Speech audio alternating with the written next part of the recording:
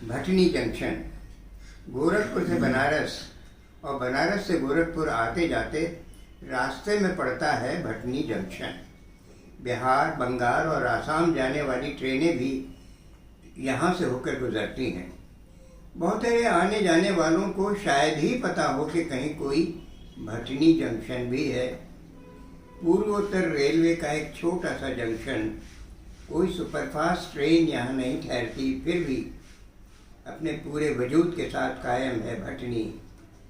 ट्रेनें आती हैं, पल भर ठहरती हैं और इस बेमालूम से स्टेशन को धड़कती हुई पटरियों के साथ छोड़कर चली जाती हैं। पटरियाँ गाती रहती हैं, भटनी जंक्शन, भटनी जंक्शन।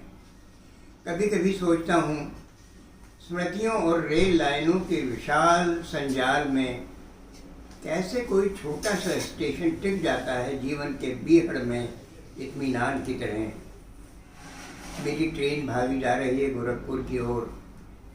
गोरखपुर से थोड़ा पहले पड़ता है भटनी जंक्शन। मेरा गंतव्य भटनी नहीं है, मुझे भटनी नहीं उतरना है, फिर भी भटनी का इंतज़ार बना हुआ है बदस्तूर।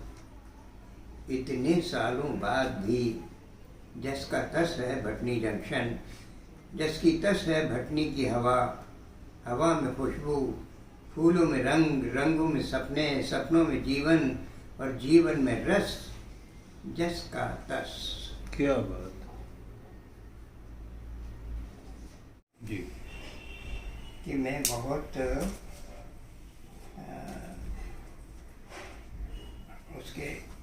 उस पंक्ति से बहुत अभिभूत हो जाता हूँ, किसी एक खास पंक्ति से। और उसका कारण ये है कि मैं कविता आसानी से लिख नहीं पाता।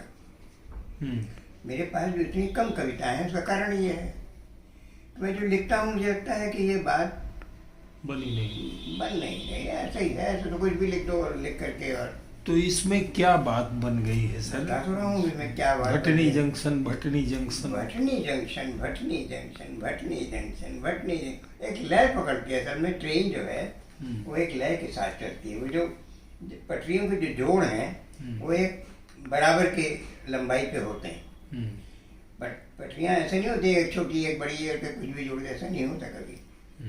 वो एक निश्चित लंबाई से, और निश्चित लंबाई इसलिए भी होती है, उसमें एक तकनीकी कारण होता है कि उसमें एक गैप छोड़ा जाता है ताकि उनकी जब गर्मियों के मौसम में उनकी लंबाई बढ़े, ताप से लंबाई बढ़े तो उस गैप से ज़्यादा ना बढ़े और कम भी ना हो गैप, ताकि एक पटरी दूसरी पटरी को दबाए और ऐसे हो जाए। तो वो गैप एक निश्चित दूरी पे होता है। और जब गाड़ी एक खास रफ्तार पकड़ लेती है तो जैसे ही वो जॉइंट्स आते हैं वहाँ पे आवाज होती है। तो ये तो किसी भी जंक्शन पर आ सकती है, किसी भी जंक्शन पे आती है, भटनी जंक्शन। लेकिन भटनी, क्योंकि भटनी में कोई अतीत है, भटनी में कोई अतीत है और वो इतना आत्मीय है कि वहाँ अब वही उसी रास्ते से गुजर जाना भर है। वहाँ रुकना या उतरना, गाड़ी तो रुकेगी, जंक्शन है, गाड़ी रुकेगी, लेकिन हमारा अब वहाँ कुछ नहीं है। अब कुछ नहीं है, लेकिन फिर भी कुछ है जो वहाँ दिल में, उसकी चेतना में उसकी व्याप्ति है, उस जगह की, स्थान की स्मृति है। तो वो आने वाला है स्टेशन इस यात्रा में, और तब जो लय चल रही है, उस स्मृति उस आवाज़ की लय में बदलती है। होता क्या है, देखिए, जब आप किसी का इंतज़ार कर रहे होते हैं, हर आवाज़ बताती है कि आए क्या, आ गए लगता है, भले ही कोई आया हो, आप आने वाले हैं। और अगर मैं उत्कट प्रतीक्षा कर रहा हूँ आपके आने की, या आप आ नहीं रहे हैं, क्यों नहीं आ रहे हैं मुझे पता नहीं है, लेकिन मैं उससे मरमाहत हूँ कि 6 बज गए अभी तक नहीं है। उसके बाद जो भी आवाज़ हो रही है वो आपके आने की आवाज़ है। कुछ भी है, कहीं कोई पत्ता टपक रहा है, कहीं कोई बिटिया उड़ रहा है, पापा बिटिया उड़ रहा है। हाँ, तो कोई आवाज़ हो रही है किसी के आने की जाने की कोई खटका हो रहा है तो मुझे लग रहा है कि आप आए। हम्म, धुंधला है परिदृश्य, कोई आकार देखेगा तो मुझे लगता है ये आप हैं। हमारा पूरी चेतना का जो तंत्र है वो उस समय उसकी स्मृति में डूबा हुआ है। हम्म, तो हर आवाज़ उसकी आवाज़ है, हर आकार उसका आकार है, हर आने वाली चीज़ में वही आ रही है। हम्म, उसी परिस्थिति में डूबी हुई जब रेलगाड़ी उस दिशा में जा रही है तो जो लय बनी हुई है वो हमारे इस लय से मिल जाती है, स्मृति की लय से मिल और जाती है। गाने लगती हैं पटरियाँ। हम्म, पटरियाँ गाने लगती हैं। ये जो गाना है ना, अरे पटरियों की आवाज़ कह देते ना, हम्म, ये पटरियों की लगातार आवाज़ बता रही थी कि दूरी घट रही है, जंक्शन आने वाला है, सब पटरियाँ गाने लगती हैं। हम्म, ये जो गाना है आप देखें कि ये गाने कौन से हैं और लोकगीत किसका लिखा हुआ होता है हमें नहीं पता होता है। हजारों लोगों की मनस्थिति और आकांक्षाओं और निराशाओं से निकल करके एक लोकगीत बनता है जिसे हम नहीं जानते। हम्म, तो उसे लिखने वाले कौन हैं हम नहीं जानते, उनके गाने वाले भी कौन है, हर घर में गाए जाते हैं वो। अब इसे तो रेल मनुष्य भी नहीं, रेल की पटरियां गा रही हैं। ये गीत हमारा जो है वो रेल की पटरियां गाने लगी हैं, Bhatni junction, Bhatni junction, Bhatni junction, Bhatni junction. क्या बात है। तो इसमें केवल संगीत और स्मृति का खेल है। संगीत और स्मृति का खेल है और इसका उस लोकगीत के स्तर पर पहुंच जाना है जिसमें कि एक आदमी का दुख सबका दुख होता है, एक आदमी का विरह सबका विरह होता है, एक आदमी की खुशी सबकी खुशी होती है। वो हर एक का होता है लोकगीत। मेरी कविता मेरी होगी, किसी और की नहीं होगी, या 2 4 से 10 20 पाठक होंगे तो उनकी भी हो सकती है वो कविता, लेकिन अगर वो लोकगीत के स्तर पर पहुंच जाएगी तो सबकी हो जाएगी। ये इस पंक्ति ने उस स्तर को प्राप्त किया है कि रेल की पटरियां गाती रहती हैं भटनी जंक्शन। कोई भी उस तरह का अनुभव कर सकता है उसके बाद सुनते हुए। और भटनी गुजर जाने के बाद फिर वो पटरियां उस तरह से नहीं गाएंगी। निकल गया तो आने वाला है वो तो जगह भटनी से कोई गहरी स्मृति होगी, गहरी जुड़ी स्मृति है। हुई। इसका अनुभव मुझे खासतौर से इसलिए है कि दिल्ली बॉम्बे वेस्टर्न रेलवे का जो रूट है उस पर एक स्टेशन है गंगापुर सिटी। जी। मेरी माँ की मृत्यु वहाँ हुई, मेरे पिता की मृत्यु वहाँ हुई, मेरी दादी की मृत्यु वहाँ हुई। उन सब का अंतिम संस्कार गंगापुर सिटी में हुआ और मैं कितने वर्षों तक वहाँ जाता रहा, वहाँ उतरता रहा, उस प्लेटफॉर्म से घर जाता रहा। मेरे बड़े भाई वहाँ पे डॉक्टर थे, इंचार्ज थे उसके हॉस्पिटल के, रेलवे हॉस्पिटल के इंचार्ज थे वो, तो वहाँ जाता रहा। अब भी कभी कभी वेस्टर्न रेलवे से बम्बई अगर जाना होता है तो वो रेलवे स्टेशन पड़ता है। अब वहाँ मुझे कहीं नहीं जाना, न वहाँ उतरना है, न वहाँ मुझे किसी से मिलना है, न कोई मुझे लेने आएगा वहाँ। लेकिन जब तक गंगापुर सिटी, मथुरा के बाद गंगापुर सिटी जब तक गुजर नहीं जाता तो बजता रहता है, धक धक धक धक धक धक। क्या आने वाला है, गंगापुर सिटी आने वाला है। ये इसलिए वो इस कविता की जो मार्मिकता है वो इस बात में भी है, और इस बात में भी है, उस पंक्ति को मैं प्रशंसा की दृष्टि से इसलिए देख रहा हूँ कि इसके अलावा इससे बेहतर अभिव्यक्ति हो ही नहीं सकती थी इसकी, इस भावना की, जिसमें कि कोई व्यक्ति अपने उस पुराने रेलवे स्टेशन की तरफ जा रहा है जहाँ अब उसका कोई बचा नहीं है, लेकिन एक उसकी पूरी चेतना में वो स्टेशन का आना झंकृत हो रहा है। और सबकी ही जीवन में कोई न कोई ऐसी स्मृति, हर एक का कोई ना कोई भटनी उसके लोकगीत के होता है। स्तर तक पहुंचने का कारण मेरी समझ में यही होगा कि हर एक की स्मृति में कोई न कोई ऐसा ठौर एक जरूर होगा हाँ। जो बजता रहता होगा उसको। जैसे जैसे कोरोना के समय में जब मजदूर चले होंगे तो कोई एक ठौर उनके दिल में बजता रहा होगा, हर एक के दिल में, कि भाई अपने गांव के पास का कोई स्टेशन है या अपने गांव के पास का कोई अड्डा है, वो बजता रहता होगा कि भाई वहाँ पहुँच जा, वहाँ पहुँच जा, वहाँ पहुँच जा। हाँ, तो उनके भीतर भी उसी तरह की एक अनुभूति मुझे लगता शुरू है। के यात्रा के शुरू के समय में तो वो नहीं होगा, लेकिन जब पहचानी हुई जगह आने लगती जी होंगी जी। तब ये बात पैदा होती है कि अब ये आ गया, अब ये नाका आ गया, अब ये होटल आ गया, अब ये दुकान आ गई, उसके बाद मोड़ आने वाला है, वहां से अपना गांव देखने लगेगा और ताकत आ जाती है। बिल्कुल सही बात। ताकत आ जाती है। एक आधार भूमि जो है ना, वो ताकत कहाँ से आती है? ताकत तो मतलब हमें उसके लिए भौतिक रूप में कुछ खाद्य सामग्री मिलनी चाहिए जिससे ताकत आए, लेकिन वो ताकत उस भावना से, उस उम्मीद से, स्मृति से, स्मृति से। हाँ, वो एक विचित्र प्रक्रिया है। ये स्मृति जो है वो गजब का काम करती है, अदृश्य होती है, वो देख नहीं सकते हम उसको, छू नहीं सकते कि वो ताकत कहाँ से लाए। कोई बुरी खबर आ जाए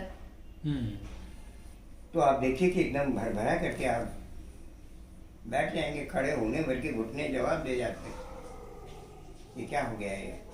स्मृतियाँ भी सर क्या बार बार अपने को नए सिरे से रचती रहती हैं। कई बार जैसे हमें कोई देखी हुई चीज है, मान लें कि 20 साल 25 साल हो गया, कुछ स्मृतियाँ धुंधली होती जाती हैं जी, और कुछ स्मृतियाँ तेज होती जाती हैं। मुझे याद है कि जब सेंट्रल हिंदू कॉलेज कमच्छा में पढ़ता था तो वहाँ से छोड़े हुए 1955 में मैंने उसे छोड़ा या 56 में छोड़ा। उसके बाद मैं यहाँ आया 64 में, और 64 में का मतलब ये कि 4 साल 60 में और 8 साल बाद आया मैं। 8 साल बाद मुझे कोई अपना क्लास फेलो, एक सरदार था सिद्धू, अभी याद आता है कि मिला, अरे सिद्धू तुम कहाँ हो? उसने कहा मैं लखनऊ के पास यहाँ फला जगह पर हूँ, और तुम कैसे हो, क्या हो? मैंने कहा मैं तो इंजीनियरिंग पास कर ली है और मैं अब यहाँ पर अपॉइंटमेंट मेरा होने वाला है, तो मैं लखनऊ में हूँ।